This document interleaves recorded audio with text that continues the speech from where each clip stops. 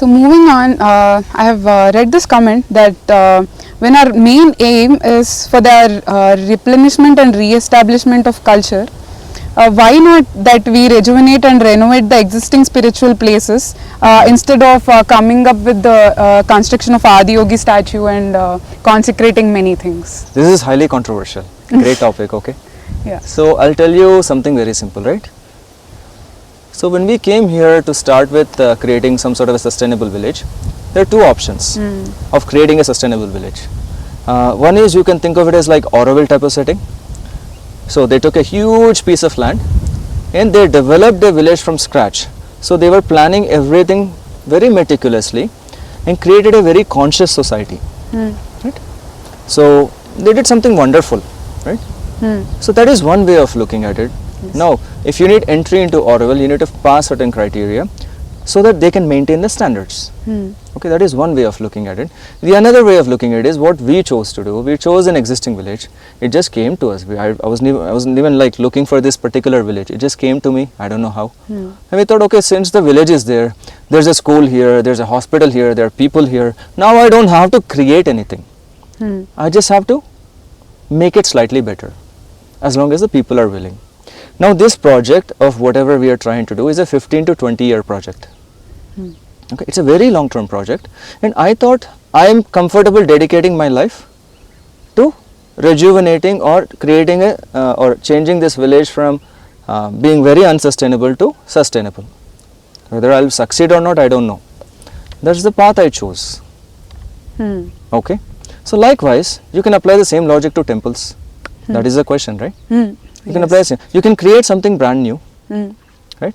So if I created something brand new temple, I can create 10 temples instantly with proper set of standards and sanctity where devotees are taking care of it, and it will be maintained in the best possible way. In that process, it will be accessible to everybody. Unlike the setting like Auroville, which are like a little more exclusive, temples are open to everybody. Yes.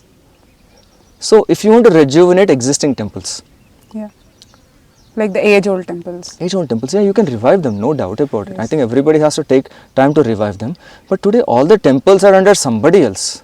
Most of them are under the government. Either they are under the government, or either they are held by some private owner, or some pujari will say, this temple belongs to our ancestry. They will not let us touch it.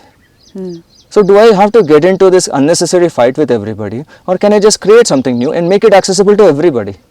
And not even exclusive. It's not exclusive to you or me. It's open to everybody. We just created a Hanuman temple. In the village, there is Hanuman temple already. They are restricting access to 2-3 sections of community. And do I just have to fight with the entire village, or can I just created a temple? Luckily, I mean, how lucky am I? We got the perfect right kind of guru and swamis who came here and consecrated the temple and made Hanuman available to all these people for thousands of years, maybe not thousands, for hundreds of years. They were not allowed to step inside a temple. Now they can access the temple. So is that the easy way? So there's no like black and white about all these things, right? It's very contextual.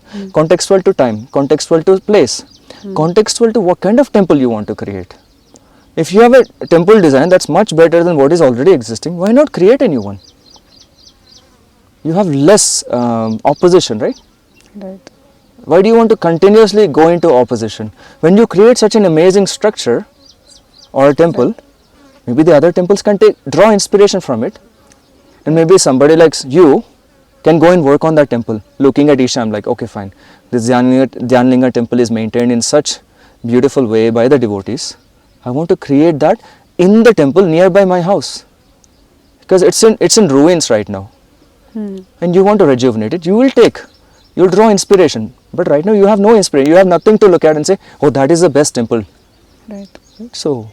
And also I think there are so many legalities involved with it. There's so many legalities. So that's what I'm saying. There's so much politics in it, so much legalities in it. There's so much social constructs that you have to bear. You have to break the barriers. So you can dedicate your life for that. I'm not saying you should not. But when will you create spaces? Right. If your entire life goes into fighting with all the opposition or trying to align all the opposition to listen to your viewpoint, you create something magnificent. We'll call it a model. When the model is there, you can easily tell everybody, see, this is here, it's working. We can create the same thing there also, and there also, there also. That's why they're called models. So you can think of them as models. See, It's you are a not just devotee. easier, but You are a devotee. Go with open mind to both the temples and see how you are treated, how the temple is being treated. If you really care for the deity or the energy there, you see how these temples are being treated. right, If you like the way it is treated today in the existing temples, you make that more popular. Who is stopping you?